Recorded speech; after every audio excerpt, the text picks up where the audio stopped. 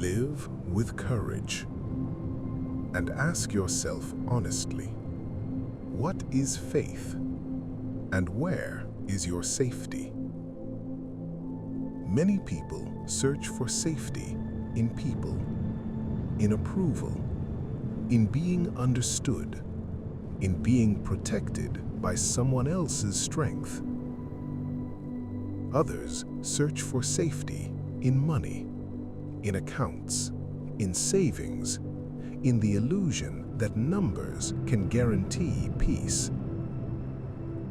But courage begins when you stop pretending, because deep down you already know this. People can change, and money can disappear, and circumstances can turn without warning.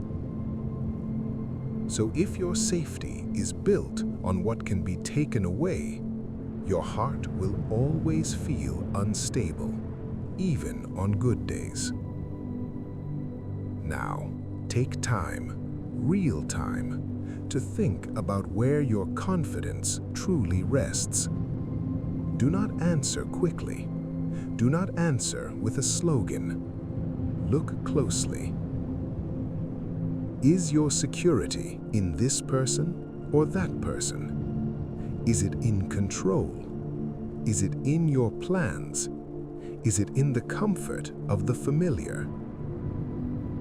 Or is it established in God, in the Father who does not change, in the presence of God within you, in the providence that holds your life even when you cannot hold it? When you see this clearly, doubt becomes smaller and courage becomes possible. Because faith is not a feeling of safety. Faith is choosing where you stand. It is deciding where your foundation is. Now, ask yourself another question. Can you take a large step in life when the road looks uncertain? Can you move forward when you do not have every answer, when you cannot guarantee the outcome? Most people want certainty first. They want assurance. They want proof. And only then, maybe, they will obey what is right. But faith grows in a different order. First comes trust, then comes movement, then comes clarity, often after. Think of the moments when you knew something was right. Not easy, not comfortable, but right. In those moments, could you act without hesitation? Could you do the good before you without waiting for perfect conditions? This is where courage becomes real, when you place your hand interiorly into the Father's hand, not as poetry, as a decision, as a posture of the will.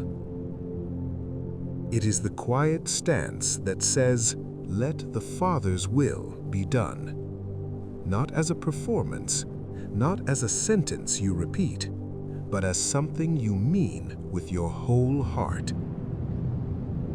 And then comes the next test. Can you step into what is unfamiliar, ready to accept what may happen because you trust the one who leads you? This is difficult because the unknown feels like danger, and the mind tries to protect itself by refusing to move. But there is a truth you must learn. The Father does not always remove the unknown. Sometimes He uses it, not to harm you, but to form you. The unknown reveals what your heart relies on. It shows you where your security truly is. So, do not demand instant courage. Do not demand instant certainty. Faith is built, and it is built in steps. The only way to grow trust is to take small steps first, even if you still feel some hesitation, even if you still feel fear. Take the small step you can take today, the honest step, the obedient step, the step that aligns with what is right.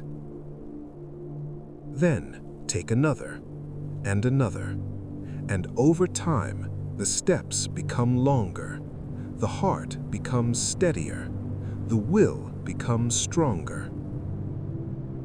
Not because you become invincible, but because your foundation becomes clear. One day, faith can become so firm that you can take a great step into unfamiliar territory, not recklessly, not blindly, but with a deep interior certainty.